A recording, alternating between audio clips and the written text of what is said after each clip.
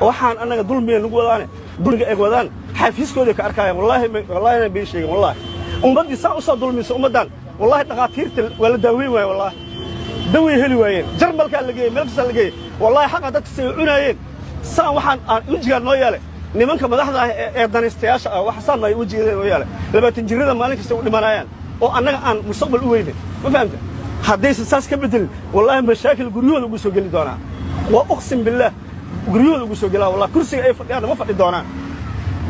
waxaan ku leenahay ilaahay mulkiina xaq qasaarayo hadda anaga qasaarisan dhibaataysan hanoo xisaabtamina habeenkii dad noo fadhiistaan hanoo xisaabtamina anaga oo weynay raashinkii gurigeena weynay aniga wiil jaamacada dhigta halka dollar habeenkii dan waaye waxaan ka walwalaa in jaamacada halka dollar ku aadaan walwalaa aniga aan iraada wiilkii jaamacadiisii hal dollar bar oo leeyahay ama 2 dollar oo leeyahay ayaan haddana u sii korsaya mar kale wiila ii fariista meeshan go turki ilmihiisa turkiga geystay halkaas jaamacadu ay dhigtaan wuu diyaarsaday wixiisa hatta gadaal waxay noo fiiri waayeen in ay maxuu ahaa hadii waxay noo fiiri waayeen war dhibaatada haysta nimankan maxay tahay dadkan dhibaatada haysta gadaal ma fiirnaa maxaa yeelay asaga mukayfa ku socdo buruufna ku socda amnigiina wala suga kama fakar ilmihiisa wax baranayaan inay gaajisiin iyo daawaysiin kama fakar ani ilmahayga way xanuunsiin waxaan u awoodi waa inaan dig feergeeyo ma iga rumaysanaysaa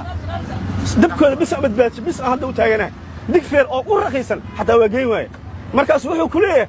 asoo buruuf ku shaqaysto oo meesha fadhiyo oo mukayf ku socdo ayuu 2 milyan sii waxaysta markii konton kol lagu dhufto 35 40 markii lagu dhuftana 2 milyan oo dollar waay ma fahamtay ka soo tag marka soo socod isgoysida waxa u dhahay jaama badanayo dhahay jaamka yaa mas'uulka ah u socotay hadda waxa uu yiri traffic ma shaqeynaayo jaamkan waxaan badbaadinaa jimciye khamiis in laga dhigo macnaha waaba la qaybinaa dadka A iyo B loo qaybinaa